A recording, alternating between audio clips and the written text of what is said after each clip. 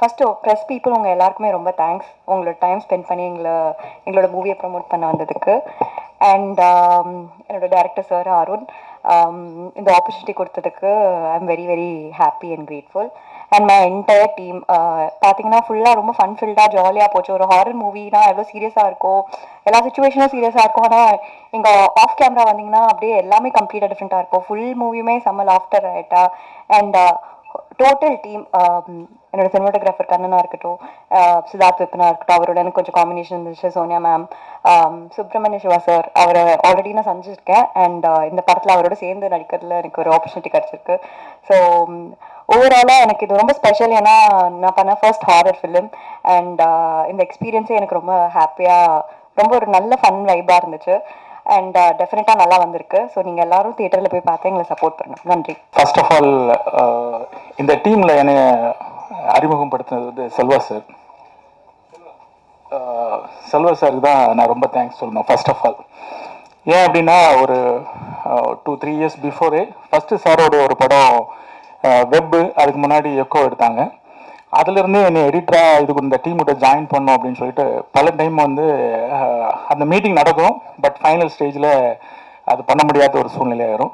இந்த டைம் வந்து கண்டிப்பாக இந்த ப்ராஜெக்டில் நீங்கள் இருக்கிறீங்க, கண்டிப்பாக வந்து பண்ணணும் அப்படின்னு சொல்லிட்டு ஃபஸ்ட்டு என்னை கூட்டிகிட்டு போய் ஹாரன் சார்கிட்ட கொண்டு போய் மீட் பண்ணி இந்த ப்ராஜெக்டை கமிட் பண்ணி இந்த ப்ராஜெக்ட் ஸ்டார்ட் பண்ணி ஒர்க் பண்ணோம்.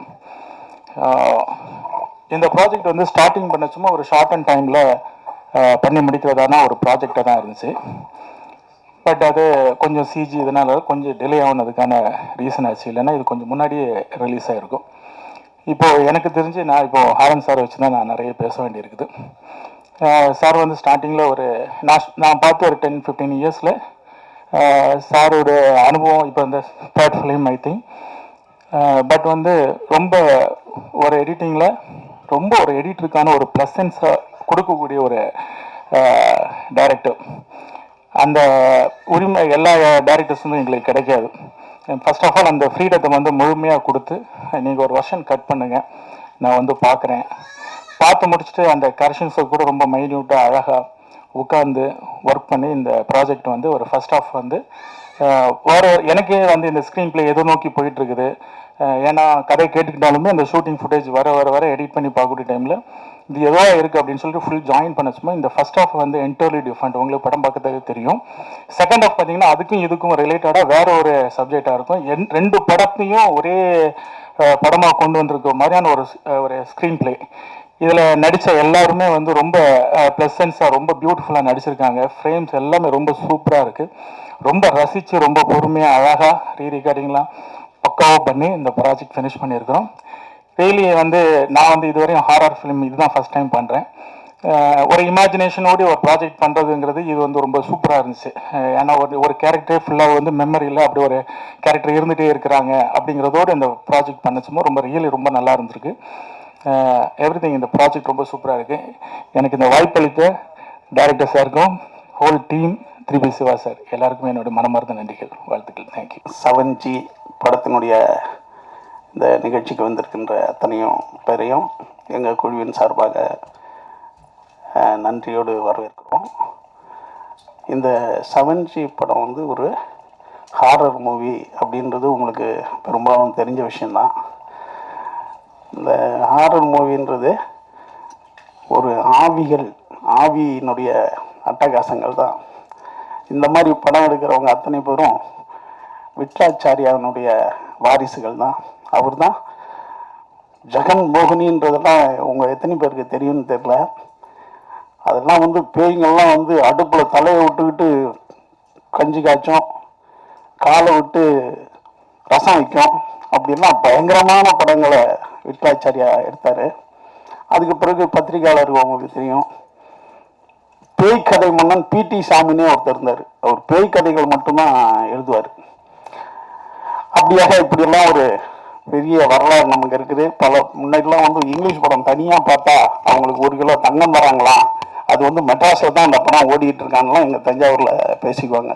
அப்படி சினிமாவுக்கும் எழுத்துக்கும் பேய்கள் வந்து மிகப்பெரிய அளவில் உதவி பண்ணியிருக்கு. அந்த பேய்களில் நல்ல பேய், பயங்கரமான பேயின்னு 2 இருக்குது. நம்ம மரணத்துக்கு பிறகு ஒரு நல்ல பேயா ஆர்வமா இல்லை பயங்கரமான பேயா தான் சுத்துவோமான்றது நம்ம மனசாட்சிக்கு தெரியும்.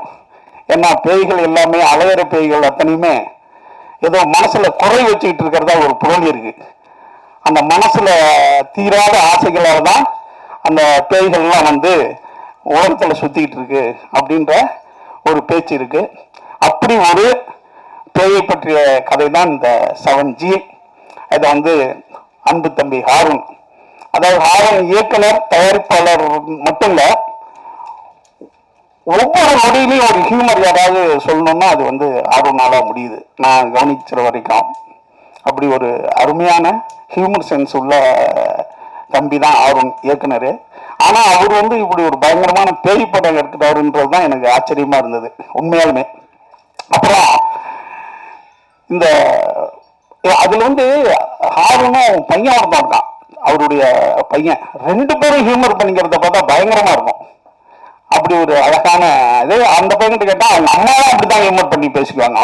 ரொம்ப நல்லா இருந்தது. அந்த மாதிரி ஒரு அழகான ஹியூமர் குடும்பத்துல இருந்து இப்படி ஒரு பயங்கரமான ஹாரர் படம் எடுக்கிறாங்கன்றது எனக்கு ரொம்ப ஆச்சரியமா இருந்தது. அடுத்து வந்து இந்த படத்தினுடைய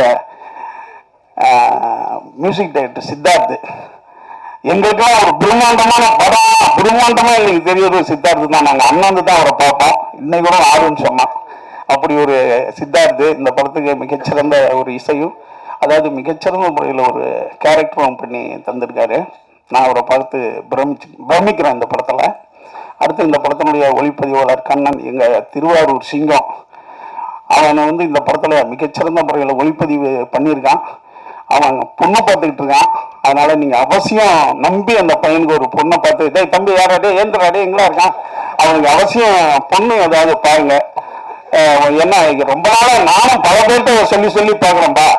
என்னன்னா நீங்களும் அவங்க சமூகத்துக்கு ரொம்ப நன்மை பண்ற பத்திரிகையாளர்கள், இந்த வேலையை நீங்க பண்ணி தந்தா, அது ஒரு நல்ல பையனுக்கு பண்ணி தந்தா அது நல்லா இருக்கும். ரொம்ப அருமையான பையன், நம்பி பொண்ணு கொடுக்கலாம். இந்த படமும் வெற்றி அடையுமா, அவனுடைய வாழ்க்கையும் ஒரு நல்ல பொண்ணு கிடைச்சு வெற்றி அடையணுன்றது என்னுடைய வாழ்த்துக்கள். அடுத்தது இந்த பாப்பா, என்னடா அது காமெடி, காமெடி கேமராமெல்லாம் நல்லா வரா, காதலிச்சிருவாங்க ஹீரோயின்களை பார்த்து, அது அந்த வேலையாக நீ பார்க்கலாம்பா. அதான் இல்லைடா, இதெல்லாம் ஒரு சின்ன ஐடியா தானே. இப்போ அதான் ஒரு கதை இருக்கு. அது என்னன்னா, ஒருத்தவனுக்கு வந்து ஒரு ஆவி பேச ஆரம்பிச்சிடும். அவன் எதுக்கு போனாலும் ஒரு ரோட்ல போனானா அதே போகிறா, அங்க ஒரு கார் வந்து மோதிடணும், அதே மாதிரி போக மாட்டான், கார் வந்து ஒருத்தனை மோதிடும். அதே மாதிரி ஒரு இடத்துக்கு போயிட்டு இருப்பான், அங்க போகாதையா அந்த வீடு இடிஞ்சு விழுதுன்னு ஒரு ஆவி சொல்லணும். அதே மாதிரி அந்த வீடு இடிஞ்சு விழுந்துடும். இப்படி எங்க போனாலும் அவனுக்கு என்ன பண்ணும், ஒரு ஆவி அவனுக்கு சொல்லிக்கிட்டே இருக்கும். இது ஒரு வருஷமா சொன்னாலும் பல ஆபத்துக்குள்ள இருந்து அவன் தப்பிச்சுக்கிட்டே வருவான். ஒரு இடத்துல அந்த ஆவி ஒன்னு சொல்ல போனா நிறுத்திடுவான், உன் வேலையை பாரு நான் பாத்துக்கிறேன். உடனே அந்த ஆவி சொன்னான், டேய் இவ்வளவு நாளும் உனக்கு நல்லது தான்டா சொன்னேன், ஏன்டா என்ன திட்டுறானா, எல்லாம் டெய்லி நடக்கிறது கெட்டதான் நீ சொல்லிட்டு இருக்க. ஒரு நாள் கல்யாணம் நடந்தது எனக்கு, அப்ப நீ சொல்லவே இல்லை இது ஒரு பெரிய ஆபத்துன்ட்டு அப்படின்னு சொல்ற மாதிரி. அப்படி நினைக்காதா, பல பேருக்கு நல்லாதான் இருக்கு. அடுத்தது இந்த படத்தினுடைய ஹீரோயின், அது இப்ப பாருங்க எங்க டீம்ல ஒரே ஒரு பொண்ணு தான், இதை வச்சுதான் நாங்க காலத்தை ஓட்ட வேண்டியிருக்கு. ஏனுக்கு இல்ல, இந்த பொண்ணு இருந்தா யாரும் ஸ்டில்ல பேப்பர்ல போட மாட்டீங்க. அதனாலே சொன்னாங்கன்னா எல்லா போட்டாலும் நீ வந்துருமா, எங்க படத்தெல்லாம் போட மாட்டாங்க, ஏன்னா பாக்குறதுக்கு ஆள் இல்லைன்றதுக்காக இந்த பொண்ணு இன்னைக்கு பெரிய மனசோட இங்க வந்து எங்களுக்கு உதவி பண்ணிருக்கு. அப்படியா, அதனால அவங்களுக்கு நன்றி. அடுத்து வந்து டான், எங்க டான் எடிட்டரு. நான் டான் போஸ்கோ பார்க்கும்போதெல்லாம் ஒரு எடிட்டரா ஒரு ஹீரோவெல்லாம் பார்ப்பேன். அப்படி வந்து காஸ்டியூம்லையும் தன் சிரிப்பாலையும் தன்னுடைய அணுகுமுறையாலையும் எங்க அத்தனை பேரையும் ஆட்கொள்ற ஒரு சிறந்த ஒரு தம்பி தான் டான் போஸ்கோ. இந்த படத்தினுடைய ஹாரர் மூவிக்கு எப்போதுமே எடிட்டிங் வந்து ரொம்ப ரொம்ப ரொம்ப அவசியம். தேவையான நேரத்தில் சைலன்ஸுக்கு இடம் கொடுக்கணும், தேவையான நேரத்தில் ஷார்ப் கட் பண்ணணும். அப்படி சிறந்த முறையில் எடிட் பண்ணிட்டு இருக்கிறாரு. நம்ம அடுத்தது செல்வா, உங்களுக்கு தெரியும், பியரோ. அதாவது இந்த இந்த பிரசாத்தை வந்து நீங்க ஒரு ஏடம் தோட்டம் மாதிரி உங்க பத்திரிகையாளர்கள் அத்தனை பேரும் ஒரு உல்லாசமா சந்தோஷமா இருக்கிறதுக்கும், அடுத்து ஒரு ஒரு நல்ல, அதாவது எப்படி கிறிஸ்டின்டா மாதிரி ராமாயணத்தில் வர்ற கிஷ்கிந்தா மாதிரி மிகச்சிறந்த முறையில் இந்த பிரசாத் இருக்கிறதுக்கு காரணமே வந்து அண்ணன் நிகழ்முருகன் தான். அவர் தான் வந்து இதை போராடி இந்த இடத்த வாங்கி தந்தார் உங்களுக்கு. உண்மையுமே ஒவ்வொரு பத்திரிகையாளர் மட்டும் நானும் நன்றி சொல்லிட்டே இருப்பேன் நிகழ்முருகனுக்கு. ஏன்னா இப்படி ஒரு அருமையான ஒரு விஷயத்த நிகழ்முருகன் தான் இதை ஏற்படுத்தி தந்தார் ஓனர்கிட்ட 15 தடவை பேசி. அதனால அவருக்கு இந்த நேரத்தில் நன்றி தெரிவிப்போம். அடுத்தது தம்பி டான்ஸ் மாஸ்டர் கொரியோகிராஃப் பிரமாதமா பண்ணியிருக்காரு. பேய்கள் ஆட்டம் என்றது எப்படி இருக்குன்னு உங்களுக்கு தெரியும். சாமி ஆட்டமும் பேய் ஆட்டமும் ஏறக்குறைய ஒன்று தான். ஏன்னா வந்து சாமி கோயில் எல்லாமே கோயிலுக்குள்ளவும் பேய்களினுடைய கோயில்களாக இருக்கின்ற இடுகாடு வந்து ஊருக்கு வெளியிலையும் இருக்கும். ரெண்டுமே நம்ம பார்த்தது கிடையாது. பட் இருந்தாலும் படத்தில் அவங்க 2 பேருமே நமக்கு மிகச்சிறந்த விஷயத்த பண்ணிக்கிட்டு இருக்காங்க. பேய்களும் சாமிகளும். அண்ணன் சுந்தர் சி சொல்லுவார், நான் வந்து ஒரு 35 வருஷம் சினிமாவில் இருக்கேன்னா என்னை ஹீரோ ஏமாத்திருக்காங்க, என்னை சினிமாவில் பேய்கள் ஏமாற்றியதே இல்லைன்னு சுந்தர் சி சொல்லுவார். அதே போல் இந்த படமும் இந்த டீமுக்கும் அண்ணன் ப்ரொடியூசருக்கும் அண்ணா இது ஃபண்டு பண்ணிக்கிறாரு. அது அண்ணா இவர் ஃபண்டு கொடுத்துருக்காரு நமக்கு. அவருக்கும் மிகப்பெரிய வாழ்த்துக்கள். இந்த பேய் படம் வந்து உங்கள் எல்லாத்தையும் மகிழ்ச்சிப்படுத்தி எங்களுக்கும் திருப்தியை கொடுக்கும், அதாவது பொருளாதார ரீதியாகவும் திருப்தி கொடுக்கும்ட்டு எங்களை நாங்களே வாழ்த்தி அதுக்கு நீங்கள் சப்போர்ட் பண்ணணும்னு சொல்லிட்டு உங்களையும் வாழ்த்தி நன்றி கூறி விடைபெறுகிறேன். நன்றி.